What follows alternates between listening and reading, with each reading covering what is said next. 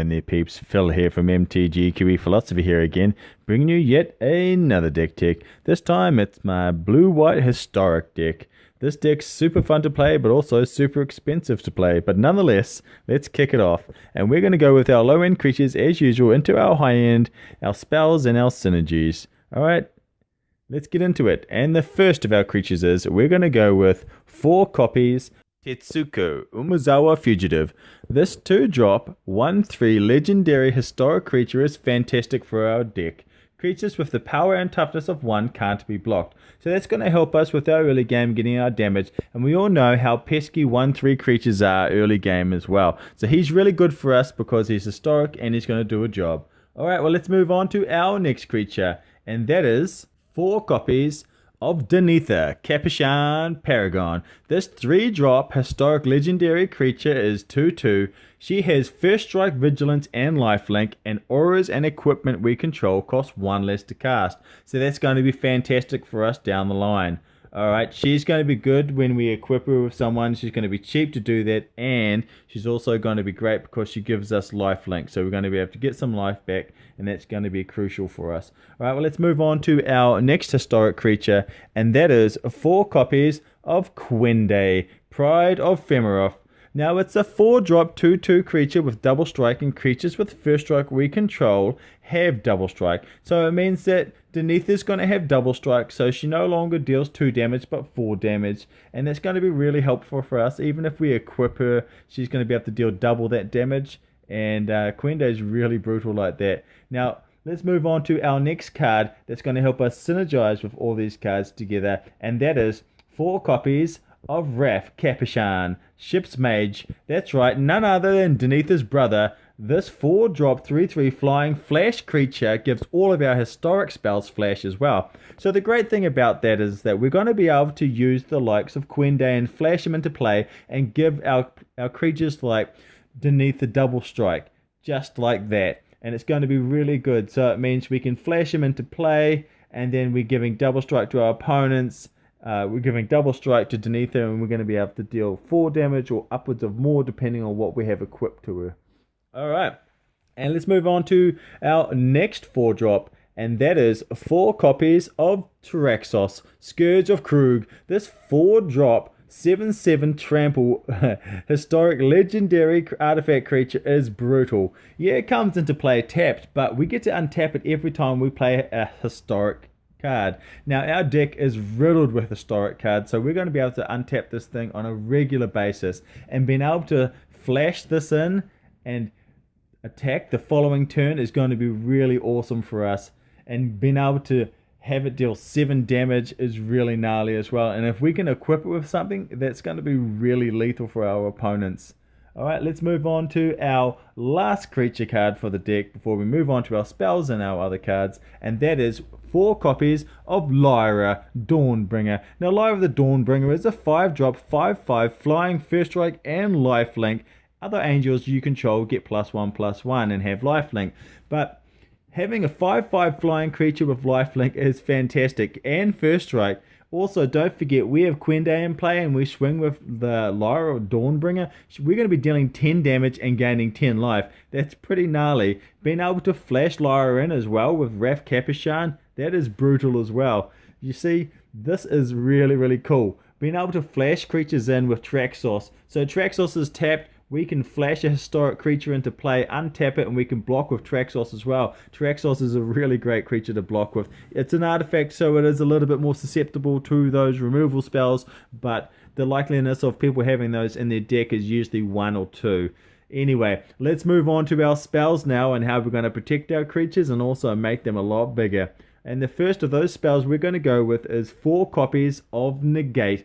Now, Negate's fantastic. It is a 2-drop instant speed counter-target non-creature spell. So it's not going to counter any summon spells or anything like that, but what it is going to do is protect our creatures. Any removal spells or any mass removal spells or any enchantments, artifacts, or anything else that could really affect the board for us, we can just counter that and make sure that our opponents aren't developing their board in any way that's going to affect our creatures.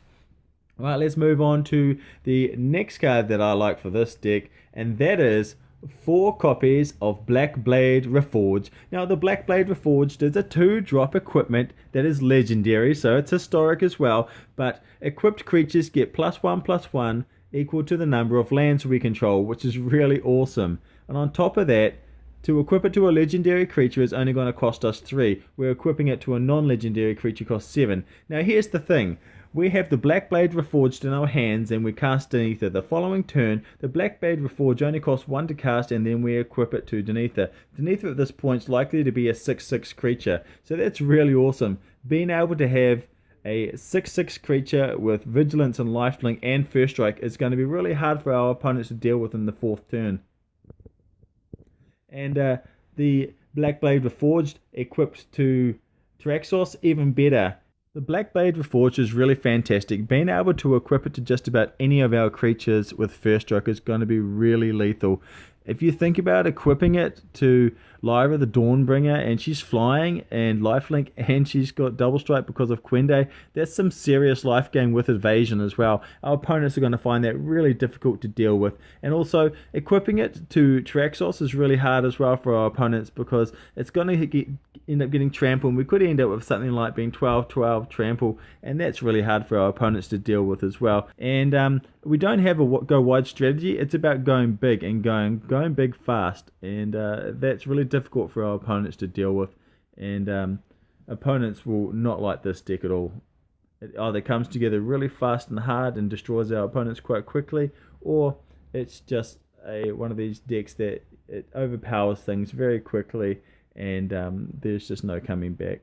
Alright, well, let's move on to the last card in the deck before we talk about our strategies in our sideboard, and that is 4 copies of Urza's Ruinous Blast. Now, Urza's Ruinous Blast is a 5-drop sorcery speed, but it's also legendary, so it's historic. But we can only cast a spell if we have a legendary creature or planeswalker in play. But the ability is fantastic. Being able to exile all non-land permanents that aren't legendary is going to be really cool for us. So it really deals with all of those green beatdown decks because the only legendary creatures they're likely to have is probably Golta and maybe even Vivian Reed. But you know, at the end of the day, they're goners now, and we're going to have the power on the board because everything we have on our deck is actually legendary, and it means that they've got nothing and we've got a lot. And you know, a 12/12 Traxos can easily deal with a 12/12 Golta. And we can get creatures bigger than that anyway.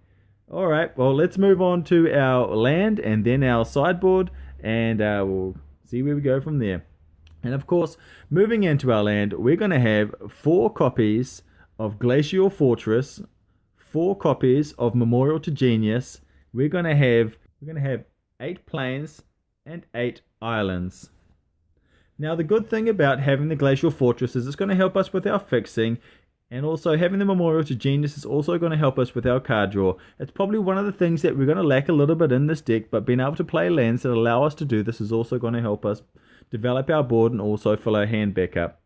Alright, well, that's our lands. We're going to keep it nice and simple, and now we're going to move into our sideboard. Now our sideboard's really tricky because we are going to laden our sideboard with a lot of very brutal cards, and the reason we do this is because it gives you as the builder the ability to think about what you would rather have in your deck, and sometimes my opinion of what I want on my deck is not always going to be the same as what someone else wants in theirs. So if we have a super powerful sideboard, it means that people that want to build this deck can just change the sideboard and put some of these other cards into the sideboard and bring the sideboard cards in to start with. But nonetheless, the first of our sideboard cards is we're going with 3 copies of Jhoira's Familiar. Now this 4-drop 2/2 flying historic artifact is fantastic, but the ability is even better, giving historic spells we cast 1 less to cast, which is really awesome for us. Jhoira's Familiar will work really well with all of our cards because it makes all of our cards cost 1 cheaper to play, and it also means that we've got a little bit of evasion and we can swing in there if we need to. Alright, moving on to the next card, and the next card is we're going with 3 copies of Bolas's Clutches. Now this 6-drop enchantment is a legendary enchantment at that, and also we can gain control of a permanent, and then that permanent becomes legendary, so that permanent becomes historic too. So the cool thing about this is if we have Danitha in play and also Jhoira's Familiar, it's going to cost us 2 less to cast. So it means it's only going to cost us 4 to cast it in Bolas' Clutches and gain control of a target permanent. So it means we can take control of just about anything of our opponents. I find that in Bolas' Clutches is better to have than a removal like Invoke the Divine, because Invoke the Divine does gain us 4 life, but what's better than destroying your opponent's things, taking control of them and using it against them? That's what. Alright, well let's move on to our next card. And of course, I also didn't mention, the other good thing that's good about Bolas' Clutches is being able to use it with Raff Capashen and flash it into play. So if we're attacking, we can flash Bolas' Clutches, take control of one of the most powerful things they have on their board, and then they don't have it anymore, weaken their boards, severely, and even just taking one of something that's really important to them, like the Immortal Sun, or even something else. But it's really cool being able to play things that flash as well. And that's what's good about Jhoira's Familiar, also being able to play that with flash, and then also making things cheaper as well. Alright, well let's move on to the next card anyway, and that is 3 copies of Karn, Scorn of Urza. This 4-drop legendary planeswalker is also historic.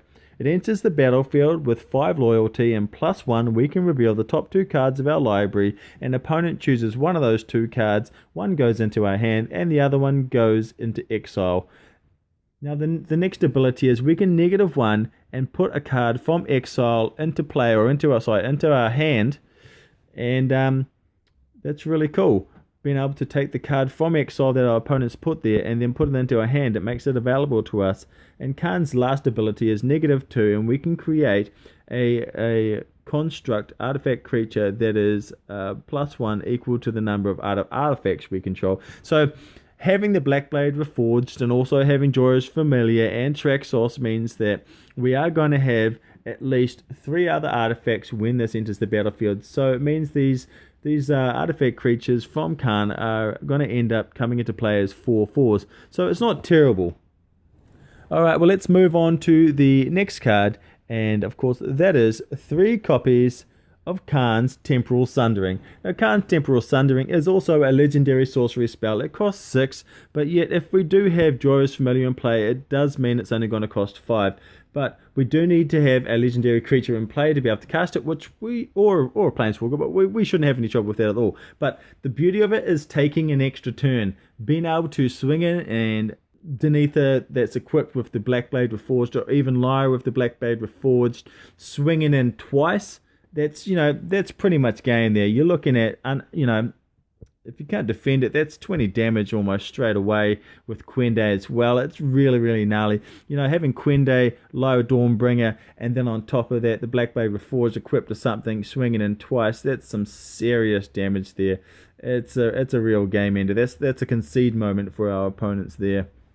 Alright, well we all know how badass Karn's Temporal Sundering is, so let's move on to the last card that we're going to have in our deck, and that is of course 3 copies of Teferi, Hero of Dominaria. This 5-drop 4 loyalty planeswalker is fantastic. The +1 ability allowing us to draw a card at the beginning of our end step and untap 2 lands is fantastic. 2 lands is all we need to be able to cast a Negate, and that's what I do love about this. The -3 ability, being able to put a non-land permanent into our owner's library 3rd from the top, is really good. Being able to stall them and reduce them from their power is really cool for us as well. We were going to have the cards to be able to protect our planeswalkers if we have them in our deck, so that's also really cool. Having creatures with vigilance is really important. And of course the -8 ability, being able to create an emblem where we whenever we draw a card, we can exile a permanent from our opponent's hand, which is really, really dangerous for us too. Being able to draw cards frequently with the likes of Karn, or even from Teferi himself, is going to be pretty awesome for us. Alright, well that's it guys. I hope you guys have enjoyed the deck. Well, that's it here for me at MTGQE Philosophy. I really hope you've enjoyed this deck. It's a brutal one. Don't forget, hit that like button, subscribe, share. I guess I'll catch you on the flip side. Ciao.